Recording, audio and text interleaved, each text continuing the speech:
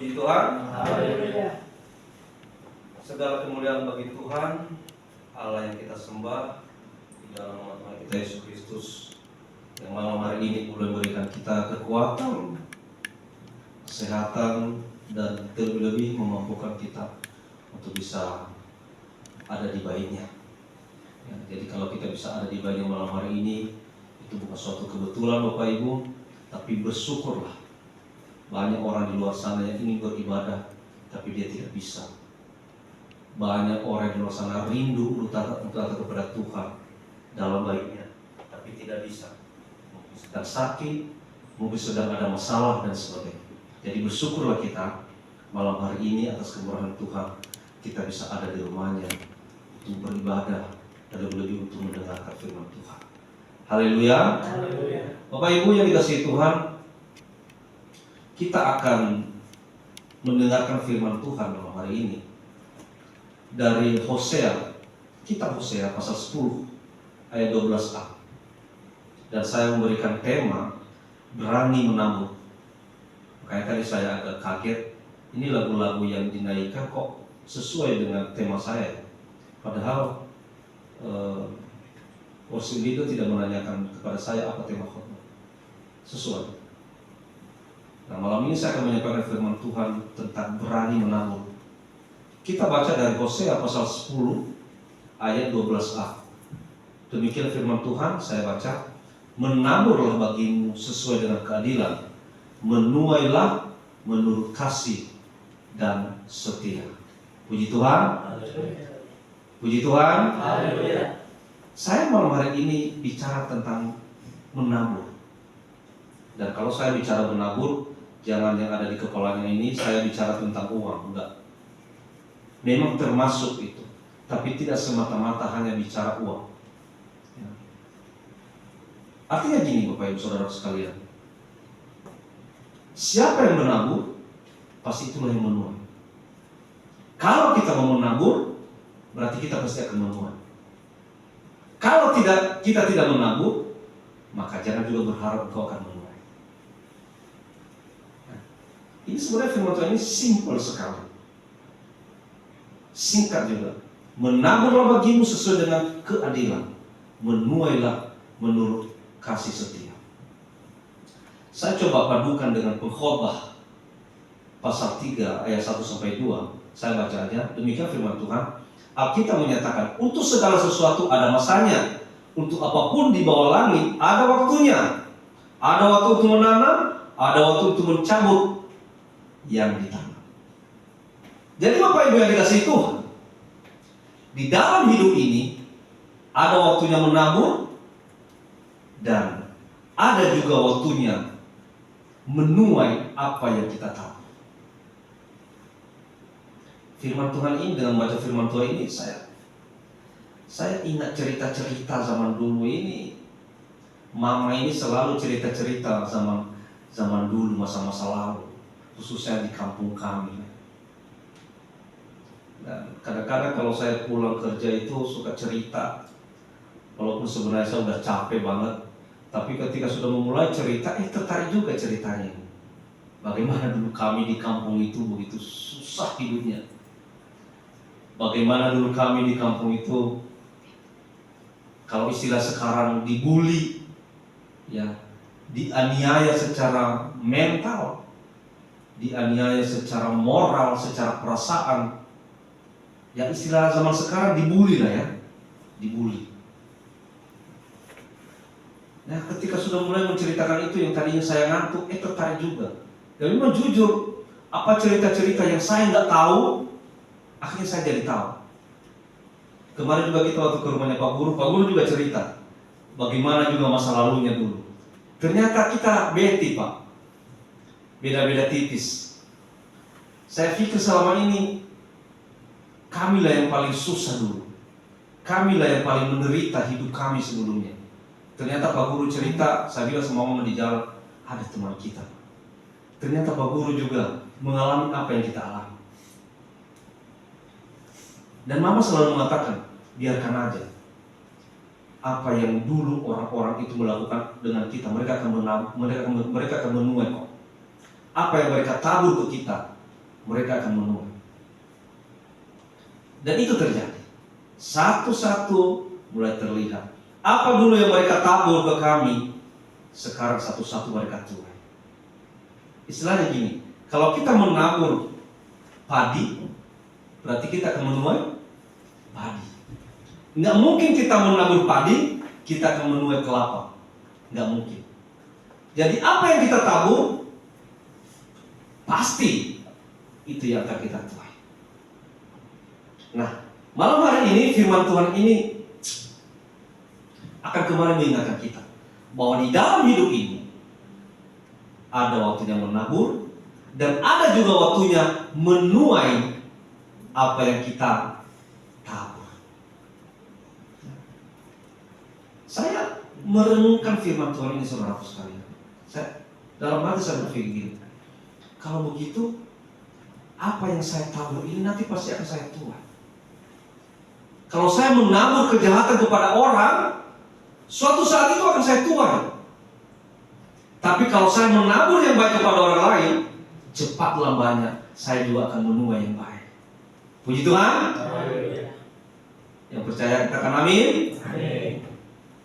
Jadi ini bikin saya tambah semangat. Mungkin sebagian tahu di sini ya bagaimana ceritanya saya bergabung dengan organisasi di Bekasi ini. Saya bergabung dengan perkumpulan-perkumpulan, ada juga persekutuan. Yang tadinya kita ingin berbuat baik dengan mereka, ingin membantu mereka, yang ujung-ujungnya mereka mengecewakan. Dan bukan hanya mengecewakan, bahkan di belakang kita mereka ngomongin kita. Dan kalau kita dengar itu sangat-sangat menyakitkan. Hampir-hampir saya pernah berpikir, saya udah malas lagi membantu orang lain. Tapi dalam firman Tuhan ini, saya kembali bangkit semangat saya. Karena dia mengatakan, apa yang kau tabur, itulah nanti yang kau tuai. Yang penting tabur aja yang baik, tabur yang baik, tabur, menabur. Pasti nanti engkau akan menuai yang baik. Tapi kalau dari sekarang engkau menabur kejahatan kepada orang lain, suatu saat juga engkau akan menuai kejahatan yang jahat.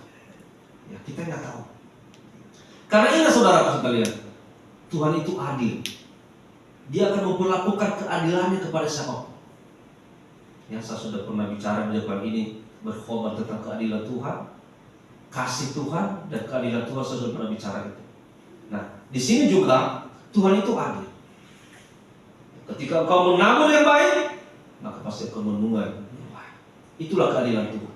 Engkau menabur yang jahat, maka engkau juga akan menuai yang jahat. Itu keadilan Tuhan. Karena itu Bapak Ibu yang dikasihi Tuhan, saya mau mengingatkan kita semuanya, siapa kita yang hadir malam hari ini. Selagi ada kesempatan, selagi ada waktu, kita harus memiliki keberanian untuk menabur dan jangan pernah lelah. Ya, saudara bisa mendebarkan apa arti menabur di sini. Termasuk menabur yang baik, menabur secara finansial, menabur secara apa? Menabur tenaga, menabur pikiran. Makanya apa yang kau bisa berikan, berikanlah untuk orang lain. Apa yang bisa kau berikan dalam pelayanan, berikanlah dalam pelayanan. Engkau ada secara materi, berikanlah untuk Tuhan. Kalau enggak, secara tenaga, berikanlah untuk Tuhan. Waktu, berikanlah untuk Tuhan.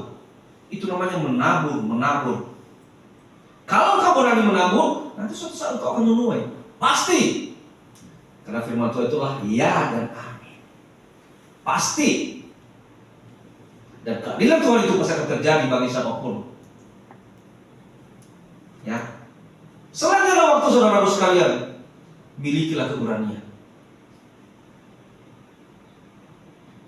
Tapi ingat, ketika kamu melakukan sesuatu, menabur sesuatu, baik menabur secara finansial, menabur secara tenaga, pikiran, waktu, dan sebagainya, lakukanlah itu untuk Tuhan. Tidak boleh dilakukan untuk kebanggaan diri kita. Artinya gini, kalau kita sudah melakukan itu untuk kebanggaan diri kita, maka kita sudah dapat upahnya. Tapi kalau kamu melakukan itu untuk Tuhan, upah itu sudah menunggu. Puji Tuhan. Ya. Semangat menabur untuk Tuhan. Jadi nggak ada istilah kita hitung-hitungan untuk Tuhan. Aku nggak punya duit, udah saya nggak bisa menabur. Tuhan tidak butuh uangmu. Kalau engkau tidak memberikan itu untuk Tuhan, Tuhan itu maha kaya. Yang Tuhan butuhkan seluruh kehidupanmu. Maka dikatakan ibadah yang sejati itu adalah apa? Mempersembahkan hidup kita. Hidup kita itu ibadah yang sejati. Saudara sekalian, jangan hitung-hitungan kepada Tuhan.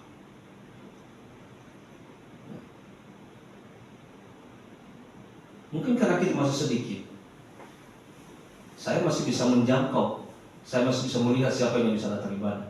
Tapi suatu saat kita udah banyak, udah ratusan, bahkan aminkan udah ribuan, ya kita udah gak bisa menjangkau lagi. Yang tahu siapa? Hanya Tuhan dan Dia. Tapi kalau misalnya dia punya hati untuk berani menabur untuk Tuhan, dia tidak akan pernah hitung-hitungan. Bila perlu, dia akan berlomba-lomba datang kepada Tuhan, berlomba-lomba melakukan yang baik untuk Tuhan, berlomba-lomba untuk menjadikan hidup yang berdampak kepada orang lain. Makanya saya rasa sedih kalau melihat orang Kristen, apalagi dia hamba Tuhan, kalau tidak jadi berkat di luar sana. Apalagi kita dengar ada pendeta yang korupsi, ada pendeta yang bohong, nipu, ada pendeta yang jatuh dalam perzinahan. Apa yang mau dia tabur? Nggak ada yang dia tabur. Terus apa yang mau sampaikan kepada jemaat? Omong kosong semuanya. Kalau mau menyampaikan kepada umat, maka mulailah dari dirimu sendiri. Mulai dari diri sendiri dulu, baru ngomong. Ya, ada istilahnya kan, hamba-hamba Tuhan yang atau pendeta-pendeta yang licik atau yang apa, ketika di mimbar khotbahnya berapi-api, tapi di luar sana kontradiktif banget. Khotbahnya di mimbar dengan perbuatannya di luar sana. Ketika ditanya, loh, Bapak Pendeta, bukannya kemarin khotbah di mimbar seperti ini, kok kelakuannya begini? Lah, saya itu kan khotbah. Saya itu kan khotbah untuk jemaat, bukan untuk saya. Jadi itu tidak berlaku untuk saya. Nah, dia lupa firman Tuhan mengatakan bahwa firman Tuhan itu seperti pedang bermata dua. Kena kepada yang menyampaikan dan kena juga kepada yang mendengarkan. Berarti hamba Tuhan itu tidak pernah baca Alkitab. Ya. Mari ya saudara sekalian, malam hari ini saya mengundang kita kembali. Ya. Semangatlah menabur untuk Tuhan. Taburlah apa yang bisa kau tabur untuk Tuhan. Kalau nggak punya duit, taburlah waktumu, taburlah pikiranmu. Taburlah apa ya talenta yang kau punya untuk Tuhan. Jangan itu-hitungan untuk Tuhan. Taburkanlah benihmu pagi-pagi hari, dan jangan memberi istirahat kepada tanganmu pada petang hari, karena engkau tidak mengetahui apakah ini atau itu yang akan berhasil, atau kedua-duanya sama baik. Itu Khotbah pasal 11 ayat 6. Sebab apabila sudah datang waktunya, kita akan menuai. Jika kita tidak, menjadi lemah. Nanti ada waktunya kita menuai. Ya, oleh karena itu dikatakan, taburkanlah benihmu pagi-pagi hari. Pagi-pagi hari itu maksudnya apa? Sedini mungkin. Sedini mungkin, secepat mungkin, taburkanlah benihmu. Menaburlah apa yang bisa kau tabur. Sedini mungkin. Jangan tunggu, nantilah. Ada juga pendeta kami dulu di Nias begitu. Dia seorang pegawai negeri. Ya waktu dia pegawai negeri disuruh melayani, nanti pas saya pensiun aja. Tapi yang terjadi apa? Sebelum dia pensiun, dia meninggal. Maka itulah nantilah. Jadi jangan sampai nanti, saudara sekalian.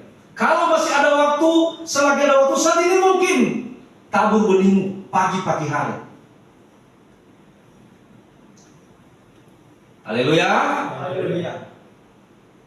Jangan tunggu dan tunggu. Nantilah kalau saya sudah punya duit. Kapan punya duitnya? Nantilah kalau saya sudah punya motor. Kapan punya motor? Nantilah kalau saya sudah punya mobil. Kapan? Berarti kalau belum punya mobil, nggak akan melayani, nggak akan ibadah. Pengkhotbah 11 ayat 6 mengatakan, taburkanlah benihmu pagi-pagi hari. Artinya sedini mungkin, secepatnya menabur untuk Tuhan. Ada amin? Secepatnya menabur untuk Tuhan. Nggak ada cerita nanti. Coba kalau misalnya Tuhan bilang, nantilah aku kasih berkat sama dia. Nanti ajalah saya kasih dia oksigen. Sesak nafas kita. Nantilah saya masih ada pekerjaan. Nantilah aku kasih dia oksigen. Nantilah aku kasih dia udara yang bagus. Nantilah aku kasih kebutuhannya. Ayo. Gimana? Tapi Tuhan tidak pernah nanti. Dia memberikan kepada kita sesuai dengan kebutuhan kita. Amin. Tidak pernah nanti. Makanya dikatakan di sini, taburkanlah benihmu pagi-pagi hari. Jangan memberi istirahat kepada tanganmu pada petang hari. Petang hari ini menunjuk kepada, sebenarnya petang hari menunjuk kepada akhir zaman. Dan petang hari itu oke lah, misalnya sehari-hari itu petang hari itu udah selesai bekerja, waktunya istirahat. Tapi dikatakan jangan memberi istirahat kepada tanganmu pada petang hari, walaupun sudah istirahat. Waktu kamu istirahat. Tapi kalau misalnya kamu masih bisa melayani, ada pelayanan, layanilah Tuhan. Karena engkau tidak mengetahui apakah ini atau itu yang akan berhasil, atau kedua-duanya sama baik. Lakukan saja pelayanan, lakukan saja. Baik atau tidak baik waktunya, lakukan saja. Sebab apabila sudah datang waktunya, kita akan menuai jika kita tidak menjadi lemah. Ada banyak orang Kristen, saudaraku, yang enggan, ragu, dan berpikir 1000 kali ketika hendak menabur. Ketika dia memberikan waktunya menabur, waktunya ke gereja, mikir 1000 kali dari rumah. Aduh, gimana ya? Saya kan pengen istirahat. Aduh, gimana ya? Saya kan lagi buka warung. Aduh, bagaimana ya? Saya lagi bisnis. Mikir 1000 kali untuk hendak menabur. Entah itu menabur waktu, entah itu menabur tenaga, pikiran, dan juga untuk pekerjaan Tuhan. Mikir. Apalagi kalau misalnya menabur duit, menabur dana, mikir, aduh, mana ini? Saya kan masih butuh duit. Saya bukan orang kaya, nyari duit juga susah. Enak aja tarik kasih buat persembahan. Mikir dia. Padahal di kantongnya ada 100.000. Kasih aja 1.000. Kalau kasih 5.000 sayang ini. Nyari duit susah. Mikir. Sekarang kita balik. Kalau Tuhan mikir untuk memberkati kita bagaimana? Sorry, hari ini saya baru bicara soal ini. Dan ingat ya, bukan karena supaya persembahan di gereja ini banyak. Itu urusan saudara. Tapi saya mau menyampaikan, saya bicara soal Kecuali kalau memang sama sekali tidak bisa, Tuhan tahu kok. Kalau saudara tidak bisa, ya Tuhan juga tahu. Kalau engkau nggak bisa, ya tadi saya katakan bisa menabur waktu, tenaga, pikiran. Nah, materi itu sebenarnya paling belakang dan materi untuk bekerja Tuhan. Ya, makanya tadi saya bilang kalau bicara menabur ini saya takut salah persepsi, karena namanya udah bicara menabur ini identik dengan berkorban, kita kehilangan sesuatu, ya, atau mengalami kerugian. Tapi sejujurnya ini saya punya pengalaman hidup, saudaraku sekalian. Sebelum saya bekerja pun dulu, saya tetap berusaha menabung, walaupun tidak seberapa. Seberapa yang saya punya saya berikan. Dulu waktu saya tinggal di Cibubur, di GPI Cibubur, saya belum kerja. Setahun saya nabung, saya belum kerja. Kerja serabutan aja, tapi tetap menabung. Dan puji Tuhan, saya akan menuai sekarang. Saya aminkan firman Tuhan, apa yang kau tabur, engkau akan menuai. Dulu waktu saya di Cibubur itu, kita tinggal di Pastori, nggak ada enak-enaknya, nggak ada pagi-pagi itu makan.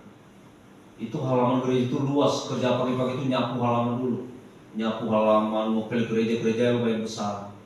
Ya, belum lagi apalah, nyuci WC semuanya. Nanti makannya itu jam berapa? Jam 9. Udah sakit kepala duluan, sakit mah duluan. Habis itu ibadah siang, ibadah sore. Semua harus menabur. Dulu memang berat bagi saya melakukan itu. Saya nyari duit serabutan, suruh menabur. Tapi ternyata Tuhan catat semuanya. Dan saya akan menuai apa yang saya tahu. Amin. Puji Tuhan. Aminkan itu, saudara sekalian.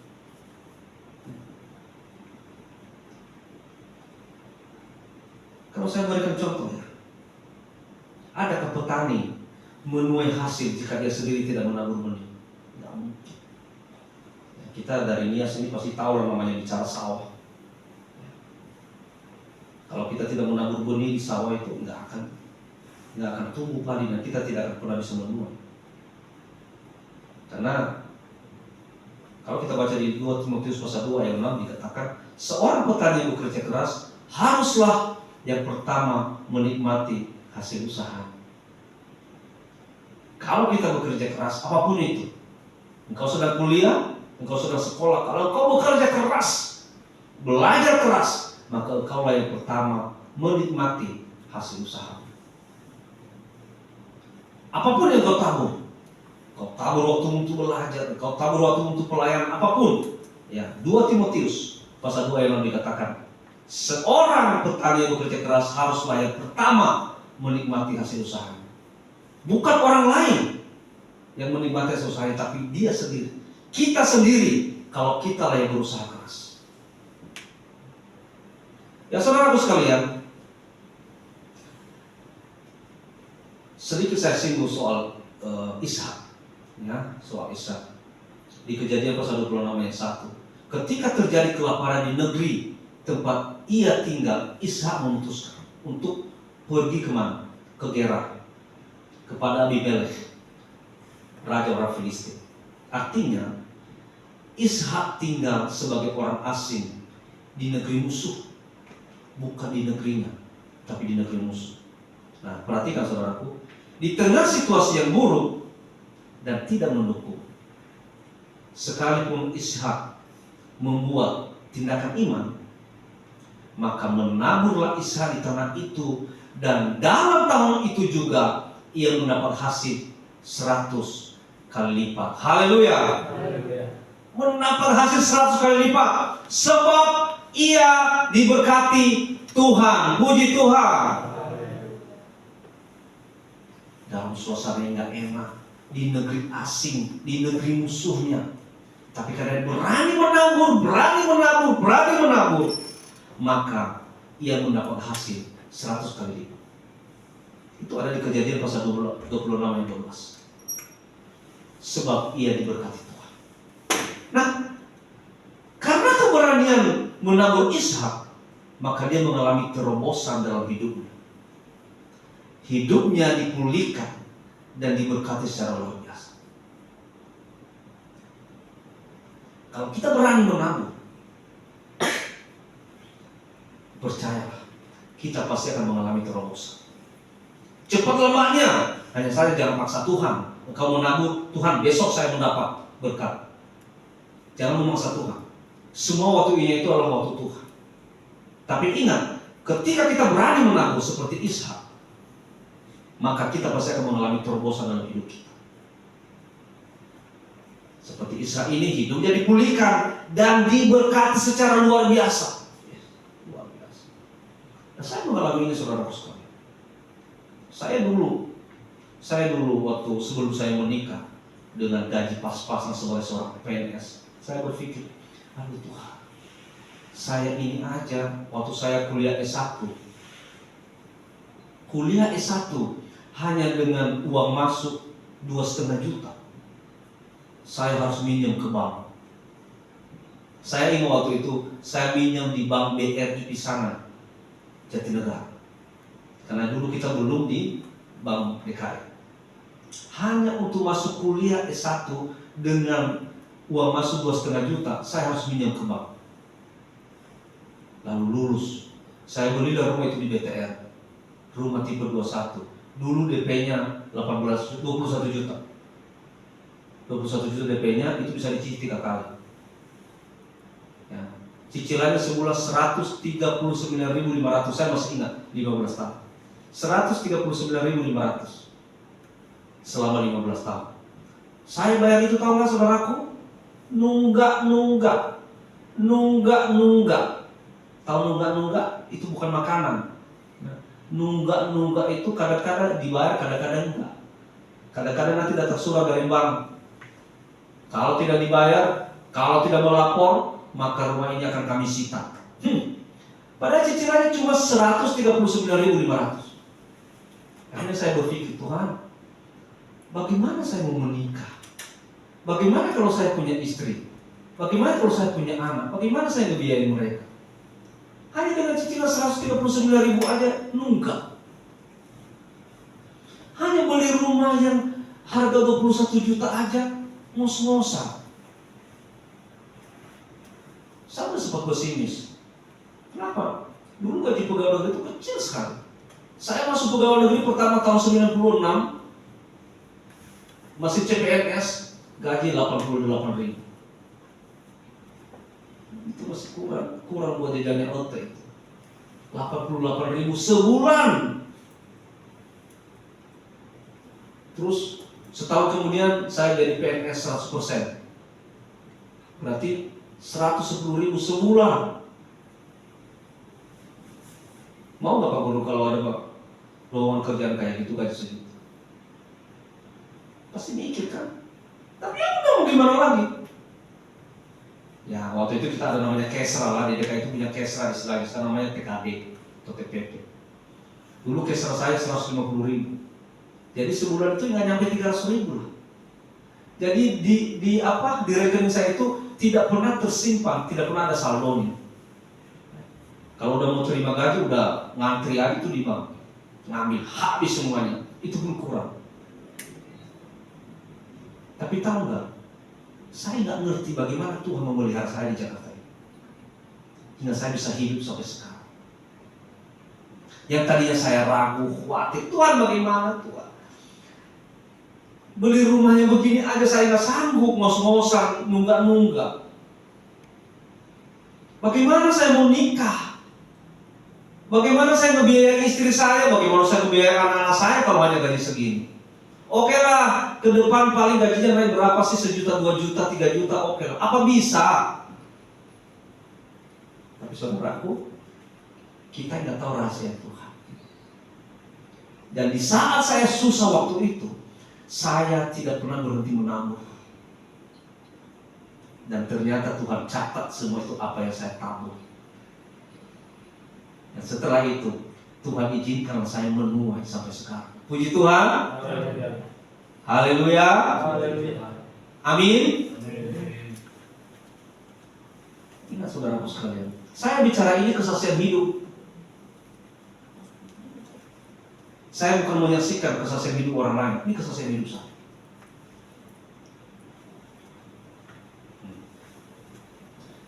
Dulu pertama sekali saya beli motor second. Gimana mama saksinya? Motor second. Tahu ceritanya?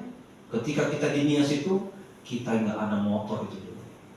Nah, pernah ada kejadian, ya adik saya, Husin yang almarhum, dia sekolah di Madula, dan ke Madula itu nggak ada angkot, mau nggak mau harus bawa motor. Lalu saya minjam motor ke saudara, bayar, pinjam dong motornya. Kita mau ke sekolah adik saya, ada masalah di sana. Berdua sama mama, ini mama saksi hidup. Tahu dibilang apa? Aduh, itu motor mau dipakai sebentar lagi. Padahal itu motor nggak dipakai. Pinjam lagi ke saudara yang lain.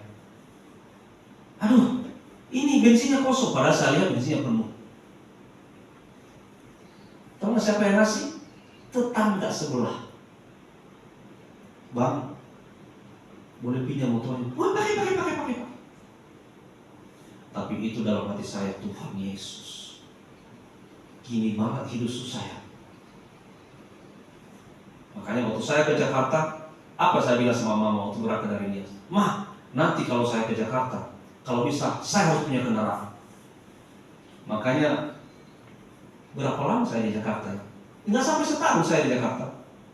Saya beli motor second. Beli motor second itu, aduh, bangganya luar biasa, senangnya luar biasa. Gimana sih di kampung nggak ada motor? Yang ada apa? Sepeda dayung. Itu juga bukan sepeda dayung modern, yang ada keranjang di depan itu. Jadi bisa dipakai buat beli sayur, bisa dipakai. Nggak ada namanya motor. Makanya sampai di sini saya beli motor second. Saya waktu itu harganya 3.800.000. Astrea Grand. Itu masih ingat namanya. Itu dulu, kenapa? Ini yang memotivasi saya. Yang tadi minjam sama saudara susah nggak dikasih. Minjam sama siapa? Jadi kalau ada urusan itu ya nggak ada istilah saudara. Jadi ada istilahnya, kalau giliran kita ada, banyak teman. Tapi kalau kalian nggak punya apa-apa, jangan harap punya teman. Teman pun bisa-bisa tidak mengaku kita teman. Tapi kalau kita jadi orang, ya, yang bukan teman pun ngaku jadi teman. Itulah yang terboros dalam hati saya. Makanya saya berjuang. Sampai di Jakarta ini dengan doa, walaupun juga pas-pasan hidupnya, melayani itu tetap loh. Itu gereja GPI Cibubur itu saksi hidupnya sampai sekarang. Saya melayani di sana dulu, belum melayani firman sih, tapi melayani karena di sana itu kan ada yang membacakan ini ya, pendetanya khotbah dan ada pembacanya. Saya udah sampai di situ pembacanya. WL ya, main musik ya. Saya dulu pemain musik itu kok. Saya melayani, walaupun lapar, nggak punya duit, tetap melayani. Ya makanya saya pernah juga bilang, saya juga acungi jempol juga buat Pak Pendeta PR salah satunya. Untuk itu saya acungi jempol. Saya tahu dalam kondisi susah pun dia tidak boleh menyerah untuk melayani. Saudara-saudara harus bisa meniru itu. Saya sudah mengalami dulu seperti itu. Ya. Tapi apa? Sekarang saya tua. Puji Tuhan. Apakah saudara percaya apa yang saudara tabur akan sampai tua? Amin. Ya, ayo. Jangan malas untuk menabur. Tabur saja untuk Tuhan. Saya tadi cerita, bagaimana Tuhan nanti kalau saya menikah, saya mau kasih makan apa keluarga? Puji Tuhan. Sampai sekarang ternyata Tuhan pelihara. Saya bisa menikah, saya bisa punya istri, saya bisa punya anak, dan saya bisa memberikan mereka makan sampai sekarang. Nggak kelaparan lah, walaupun makanannya nggak enak lah. Saya masih bisa membeli mereka tempe, tahu itu, sayur, daun singkong, saya masih bisa beli. Tuhan pelihara. Dan saya ingat firman Tuhan ini, oh iya Tuhan, ternyata karena saya belum menabur. Lama belum menaburnya. Kalau mulai tahun 96 sampai sekarang berapa tahun? 28 tahun kan? Lama menaburnya, lama menuainya saudaraku sekalian. Tapi dikatakan di sini tadi apa? Dikatakan di sini apa? Seorang petani yang bekerja keras haruslah yang pertama menikmati hasil usahanya. Dan saya menikmati itu sekarang. Artinya kalau saya bisa menikmati ini, saudara juga pasti akan bisa menikmati kalau saudara sungguh-sungguh menabur untuk Tuhan. Puji Tuhan. Nah saudara sekalian, tadi saya bicara soal Ishak dan bagaimana Ishak memberikan contoh bagi kita. Dalam kondisi yang susah, di negeri musuhnya, tapi karena dia berani menabur, terjadi terobosan dalam hidup. Hidupnya dipulihkan dan diberkati secara luar biasa oleh Tuhan. Musim panen merupakan akhir kerja keras. Ingat, cucuran keringat dan air mata, terbayarnya semua pengorbanan. Untuk sampai ke sana dibutuhkan namanya ketekunan, kesabaran, dan ketabahan hati. Jangan pikir kalau kita sudah menabur, masalah kita selesai. Tidak. Justru ketika kita menabur jauh-jauh hari, pagi-pagi hari, maka dibutuhkan namanya itu kesabaran, ketekunan, dan ketabahan hati. Ya, saya baca Yakobus pasal 5 ayat 7. Dikatakan demikian. Sesungguhnya petani menantikan hasil yang berharga dari tanahnya, dan ia sabar sampai telah turun hujan musim gugur dan hujan musim semi. Apa yang kita tuai di masa depan ditentukan oleh keberanian untuk menabur di masa kini. Kau berani menabur sekarang, maka kau nanti pasti akan menuai di masa depan. Ya, mari saudaraku sekalian, saya memberikan motivasi bagi kita. Dan ingat, ini yang bicara firman Tuhan. Ya, tadi saya katakan, saya tidak semata-mata bicara uang ya. Saudara tahu, sejak gereja ini didirikan, saya tidak pernah khotbah tentang uang. Saya tidak pernah khotbah tentang persembahan. Saya tidak pernah khotbah tentang perpuluhan, tidak. Tapi saya menyampaikan ini sebagai seorang hamba Tuhan. Saya punya kewajiban menyampaikan ini kepada saudara sekalian. Saya tidak mau disalahkan oleh Tuhan, karena saya tidak mau berbicara. Saya pesankan kepada saudara, kalau saudara mau diberkati, menaburlah untuk Tuhan. Kalau kau nanti mau menuai, menaburlah dari sekarang. Percayalah, hidup akan diberkati. Puji Tuhan. Haleluya, Tuhan Yesus memberkati.